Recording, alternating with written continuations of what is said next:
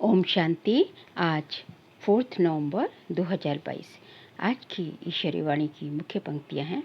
मीठे बच्चे, बाप का फरमान है, स्वदर्शन चक्र फिराते अपना बुद्धि योग एक बाप से लगाओ।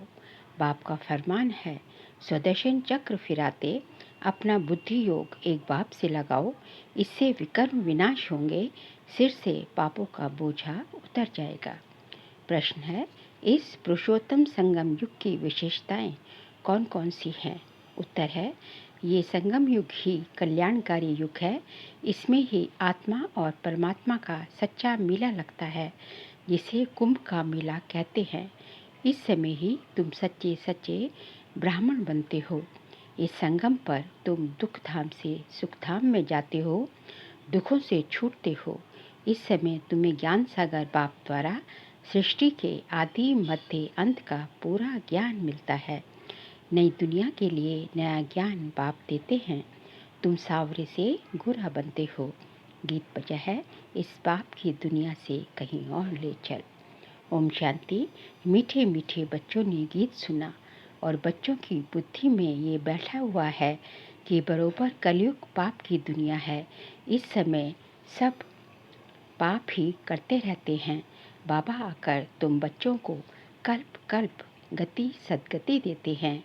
जब पतित दुनिया को पावन बनाना होता है, तब पतित पावन बाप आते हैं। आकर बच्चों को आप समान बनाते हैं। बाप में कौन सा ज्ञान है? सारे सृष्टि चक्र का ज्ञान है। तुम बच्चे भी इस सृष्टि चक्र को जानते हो। ये चक्र, ये सारा चक्र कैसे फिरता है, ये बाप में ज्ञान है। इसलिए उनको ज्ञान का सागर कहा जाता है। वही पतित पावन है। इस चक्र को समझने से, स्वदर्शन चक्रधारी बनने से तुम फिर स्वर्ग के चक्रवर्ती राजा रानी बनते हो। तो बुद्धि में सारा दिन ये चक्र फिरना चाहिए, तो तुम्हारे विकर्म विनाश हो जाएंगे। फिर सतयुग में तो तुम ये चक्र नहीं फिराएंगे। वहाँ स्व अर्थात आत्मा को सृष्टि चक्र का ज्ञान नहीं होता, न सतयुग में न कलयुग में। ये ज्ञान सिर्फ संगम युग पर तुमको मिलता है। संगम की बहुत महिमा है। कुंभ का मेला करते हैं। वास्तव में ये है ज्ञान सागर और नदियों का मेला, अर्थात परमात्मा और आत्माओं का मेला। वह कुंभ का मेला भक्ति मार्ग का है। ये आत्मा और परमात्मा का मेला इस सुहावने कल्याणकारी संगम युग पर ही होता है, जबकि तुम दुखों से छूट सुख में जाते हो। इसलिए बाप को दुख हरता सुख करता कहा जाता है। आधा कल्प सुख और आधा कल्प दुख चलता है। दिन और रात आधा आधा है। मकान भी नया पुराना होता है। नए घर में सुख, पुराने घर में दुख होता है। पुरानी दुनिया भी नई और पुरानी होती है। आधा कल्प सुख रहता है, फिर मध्य से दुख शुरू होता है। दुख के बाद फिर सुख होता है। दुख धाम से फिर सुख धाम कैसे बनता है, कौन बताते हैं? ये दुनिया भर में कोई नहीं जानते। मनुष्य तो घोर अंधियारे में है। सतयुग को बहुत लंबा समय दे दिया है। अगर सतयुग की आयु बड़ी हो तो आदमी कितने होने चाहिए? वापिस तो कोई भी जा नहीं सकते। सबको इकट्ठा होना ही है। वापिस तो तब जाएं जब बाप आकर घर का रास्ता बताएं। इतनी सब आत्माओं को भगवान संगम युग पर आकर पूरा रास्ता बताते हैं। तुम जानते हो, हम 84 जन्मों का चक्र लगाकर आए हैं। सतयुग त्रेता में हमने कितने जन्म लिए हैं, वहाँ कितने वर्ष कौन कौन राज्य करते हैं, सारा तुम्हारी बुद्धि में है। सतयुग में है 16 कला संपूर्ण, फिर 14 कला, फिर उतरती कला होती है। इस समय बहुत दुख है, दुख होता ही है पुरानी दुनिया में। सतयुग को नई दुनिया, कलयुग को पुरानी दुनिया कहा जाता है। अभी है संगम, अब पुरानी दुनिया का विनाश होता है। बाबा नई दुनिया बना रहे हैं। तुम पुरानी दुनिया से निकल जाएं, नए घर में बैठेंगे। तुम कहेंगे, हम नए घर के लिए पुरुषार्थ कर रहे हैं कि हम नई दुनिया में ऊंच पद पाएं। बाबा सिर्फ कहते हैं, मुझे याद करो, और कोई तकलीफ नहीं देते।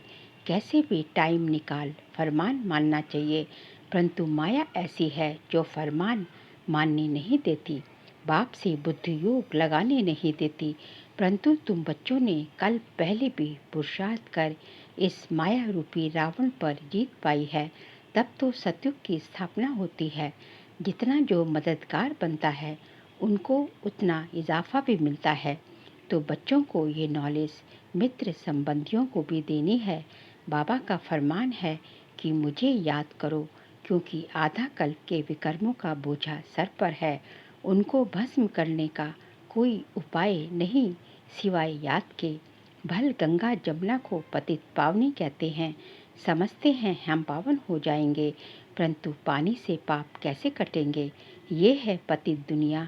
तभी सब पुकारते हैं, हे पतित पावन, आकर सतयुग की स्थापना करो। सो तो सिवाय बाप के कोई स्थापन कर न सके। तो ये है नई दुनिया के लिए नया ज्ञान देने वाला एक ही परमपिता परमात्मा शिव है। श्री कृष्ण ने ज्ञान नहीं दिया। श्री कृष्ण को पतित पावन नहीं कहा जाता। पतित पावन तो एक ही परमपिता परमात्मा है जो पुनर्जन्म रहित है। तुम जानते हो, श्री कृष्णपुरी को ही विष्णुपुरी कहा जाता है। श्री कृष्ण की राजधानी अपनी, राधे की राजधानी अपनी, फिर उन्हों की आपस में सगाई होती है। राधे कृष्ण कोई भाई बहन नहीं थे। भाई बहन की आपस में शादी नहीं होती। अब तुम्हारी बुद्धि में ये बातें टपकती रहती हैं। पहले ये नहीं जानते थे, अब मालूम पड़ा है कि राधे कृष्ण ही फिर लक्ष्मी नारायण बनते हैं। स्वर्ग के महाराजा और महारानी, प्रिंस और प्रिंसेस राधे कृष्ण गाए हुए हैं। उन्हों के माँ बाप का इतना ऊंचा मर्तबा नहीं है। ये क्यों हुआ? क्योंकि उन्हों के माँ बाप कम पड़े हुए हैं। राधे कृष्ण का जितना नाम है, उन्हों के माँ बाप का तो जैसे नाम है नहीं। वास्तव में जिसने जन्म दिया उन्हों का नाम बहुत होना चाहिए, परंतु नहीं। राधे कृष्ण सबसे ऊंच है, उन्हों के ऊपर तो कोई है नहीं। राधे कृष्ण पहले नंबर में गए हैं, फिर पहले नंबर में महाराजा महारानी भी बने हैं। भल जन्म माँ बाप से लिया, परंतु नाम उन्हों का ऊंचा है। ये बुद्धि में अच्छी तरह बिठाना है। जबकि तुम यहाँ बैठे हो तो ये स्वदर्शन चक्र फिराते रहो। इस चक्र फिराने से तुम्हारे पाप भस्म होते हैं, अर्थात रावण का सर कटता है। यह सतयुग त्रेता का चक्र है ना। हम पहले सो देवता थे, फिर क्षत्रिय वैश्य शूद्र बने, अब फिर हम ब्राह्मण बने हैं, फिर हम सो देवता बनेंगे। बाबा ने ओम का अर्थ अलग समझाया है, हमसो का अर्थ अलग है। शास्त्रों में एक ही कर दिया है। वह समझते हैं ओम अर्थात हम आत्मा सो परमात्मा, परमात्मा सो आत्मा, ये है उल्टा। बाबा समझाते हैं ओम अर्थात हम आत्मा हैं, परमपिता परमात्मा की संतान है, मैं भगवान, ये कोई ओम का अर्थ नहीं है। हम आत्मा निराकार है, हमारा बाप भी निराकार है, साकार शरीर का बाप भी साकार है। हम परमात्मा की संतान है, तो हमको स्वर्ग की राजधानी जरूर चाहिए। बाबा हमको स्वर्ग का वर्षा देने आए हैं। रावण फिर आधा कल्प के बाद श्राप देते हैं, तो तुम दुखी तमो प्रधान बन जाते हो। फिर बाप आकर सुखी बनने का वर देते हैं।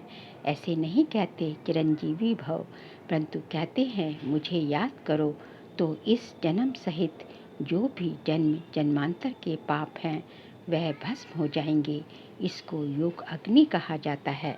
रावण राज्य में सबको पतित जरूर बनना है। पतित और पावन आत्मा बनती है, परमात्मा तो सदैव पावन है, वह सबको पावन बनाते हैं। पतित बनाते हैं रावण। सतयुग में विकार होते नहीं, वह है संपूर्ण निर्विकारी दुनिया। तब तो देवताओं के आगे जाकर गाते हैं, आप सर्वगुण संपन्न। ये महिमा शिव के आगे नहीं गाएंगे। देवताएं जो पावन हैं सो पतित बनते हैं। ये खेल है। बाबा सुखधाम बनाते हैं, शिव को बाप कहते हैं। शालिग्राम अलग है। रुद्र यज्ञ में एक बड़ा लिंग बनाते हैं, बाकी छोटे छोटे शालिग्राम बनाते हैं। हम आत्मा 84 जन्म लेते हैं। दूसरे धर्म वालों के लिए 84 जन्म नहीं कहेंगे। सिख धर्म वाले 500 वर्ष में कितने जन्म लेते होंगे, हम कितने लेते हैं, ये बाप समझाते हैं, ब्राह्मणों की ही चोटी मशहूर है, सच्चे ब्राह्मण होते ही हैं संगम पर। ये कल्याणकारी युग है, यहाँ ही तुम सबका कल्याण होता है। रावण अकल्याण करते हैं, बाप आकर कल्याण करते हैं, तो बाबा की मत पर चल कल्याण करना चाहिए ना। श्रीमद् शिव भगवान उवाच, शिव बाबा जन्म नहीं लेते, वह प्रवेश करते हैं। जन्म तब कहे जब पालना लेवे, वह कभी पालना नहीं लेते हैं। सिर्फ कहते हैं मेरी श्रीमत पर चलो, स्वर्ग के तुम मालिक बनो। मुझे तो बनना नहीं है, मैं तो अभोक्ता हूँ। तो समझना चाहिए बाबा हम आत्माओं को समझा रहे हैं। आत्मा ही समझती है ना, आत्मा ही बैरिस्टर इंजीनियर बनती है। मैं फलाना हूँ, आत्मा ने कहा। हम देवता थे, फिर हम 8 जन्म बाद क्षत्रिय बने, फिर 12 जन्म लिए, फिर मैं पतित बनता हूँ। अब बाप कहते हैं बच्चे आत्म अभिमानी भव। ये समझने की बातें हैं। आत्मा कहती है हम सतयुग में थे तो महान आत्मा थे, फिर कलयुग में महान पाप आत्मा हैं। सबसे महान ते महान महान आत्मा है एक परमात्मा, जो सदैव पवित्र है। यहाँ तो मनुष्य सदैव पवित्र रहते नहीं, सदैव पवित्र तो सुखधाम में रहते हैं। त्रेता में भी कुछ कला कम होती जाती है, अभी हमारी चढ़ती कला है। हम स्वर्ग के मालिक बनते हैं, फिर त्रेता में आएंगे तो 2 कला कम हो जाएगी। फिर द्वापर में 5 विकारों का ग्रहण लगने से काले होते जाते हैं। अभी बाप कहते हैं इन 5 विकारों का दान दो तो ग्रहण उतर जाए, फिर तुम सतयुगी संपूर्ण देवता बन जाएंगे। पहले पहले देह अभिमान छोड़ो, काम विकार का दान दो, अंत में जाकर नष्टो मोहा बनना होता है। अभी तुम आत्माओं को स्मृति आई है कि हमने बरोबर 84 जन्म भोगे हैं। द्वापर से रावण ने श्रापित किया है, इसलिए सब दुखी हैं। क्या द्वापर के राजा रानी आदि बीमार नहीं पड़ते होंगे? ये भी दुख हुआ ना। ये है ही दुख की दुनिया, सतयुग ही है सुखधाम। तो भगवान की श्रीमत माननी चाहिए ना। बेहद के बाप की जो मत नहीं मानते, उन्हें महान कपूत कहा जाता है। कपूत बच्चे को बाप से क्या वर्षा मिलेगा? सपूत बच्चे वर्षा भी अच्छा लेते हैं, जो खुद पवित्र बन औरों को पवित्र बनाते हैं। बेहद का बाप आत्माओं को पढ़ाते हैं, आत्माएं कानों से सुनती हो, कहते हैं हाँ बाबा हम आपकी श्रीमत पर चल जरूर श्रेष्ठ बनेंगे। ऊंचते ऊंच भगवान है तो जरूर पद भी ऊंचते ऊंच देंगे ना। स्वर्ग का वर्षा देते हैं आधा कल्प के लिए, लौकिक बाप से तो हद का वर्षा मिलता है। अल्पकाल का सुख कलयुग में है कागविष्टा समान सुख, इसलिए सन्यासी घर बार छोड़ देते हैं। वह गृहस्थ धर्म को नहीं मानते हैं, गृहस्थ धर्म सतयुग में है ना। तुम जानते हो इस पढ़ाई से हम विष्णुपुरी में जाते हैं, उसके लिए परमपिता परमात्मा हमको पढ़ा रहे हैं। भक्तों को पता ही नहीं कि भगवान कौन है, उनका कर्तव्य कौन सा है, कैसे वे पतित से पावन बनाते हैं। अभी तुम पावन बन रहे हो, दुनिया उस पतित पावन बाप को याद कर रही है। अभी तुम संगम युग पर खड़े हो, बाकी सब कलयुग में हैं। वे समझते हैं कि कलयुग तो अजून बच्चा है। तुम जानते हो कि कलयुग का अब विनाश होने पर है, अब तुम्हें सतयुग में जाना है। बाबा ने तुम्हें स्मृति दिलाई, मैं कल्प कल्प तुमको वर्षा देता हूँ, तो वर्षा पूरा लेना चाहिए ना। तो बाप ऐसे थोड़ी ही कहते हैं कि यहाँ बैठ जाओ, भल घर गृहस्थ में रहो, सिर्फ ये सुदर्शन चक्र फिराते रहो और नष्टो मोहा हो जाओ। एक शिव बाबा दूसरा ना कोई। हम जानते हैं कि अब हमारा नया संबंध जुट रहा है, तो पुराने में ममत्व नहीं रहना चाहिए। नई दुनिया नई राजधानी से ममत्व रखना है। अब तो मौत बिल्कुल सिर पर सवार है, तैयारियां होती रहती हैं। सतयुग में अकाले मृत्यु होती नहीं, समय पर एक पुरानी खाल छोड़ नई ले लेते हैं। अच्छा, मीठे मीठे सीख लेते बच्चों प्रति माता पिता बाप दादा का याद प्यार और गुड मॉर्निंग। रूहानी बाप के रूहानी बच्चों को नमस्ते। हम रूहानी बच्चों की रूहानी बाप दादा को नमस्ते नमस्ते नमस्ते। सार के लिए पॉइंट्स हैं। सुदर्शन चक्र फिराते पूरा पूरा नष्टो मोहा बनना है। मौत सर पर है, इसलिए सबसे ममत्व निकाल देना है। बाप से वर्षा लेने के लिए पूरा श्रीमत पर चलना है। आत्म अभिमानी बन सपूत बच्चा बनना है। आज का बाबा का वरदान है, मन और बुद्धि को सदा सेवा में बिजी रखने वाले निर्विघ्न सेवाधारी भव। मन और बुद्धि को सदा सेवा में बिजी रखने वाले निर्विघ्न सेवाधारी भव। जो जितना सेवा का उमंग उत्साह रखते हैं उतना निर्विघ्न रहते हैं, क्योंकि सेवा में बुद्धि बिजी रहती है। खाली रहने से किसी और को आने का चांस है और बिजी रहने से सहज निर्विघ्न बन जाते हैं। मन और बुद्धि को बिजी रखने के लिए उसका टाइम टेबल बनाओ। सेवा व स्वयं के प्रति जो लक्ष्य रखते हो उस लक्ष्य को प्रैक्टिकल में लाने के लिए बीच बीच में अटेंशन जरूर चाहिए। अटेंशन कभी टेंशन में बदली ना हो। जहाँ टेंशन होता है वहाँ मुश्किल हो जाता है। स्लोगन है, सेवा से जो दुआएं मिलती हैं वही तंदुरुस्त रहने का साधन है।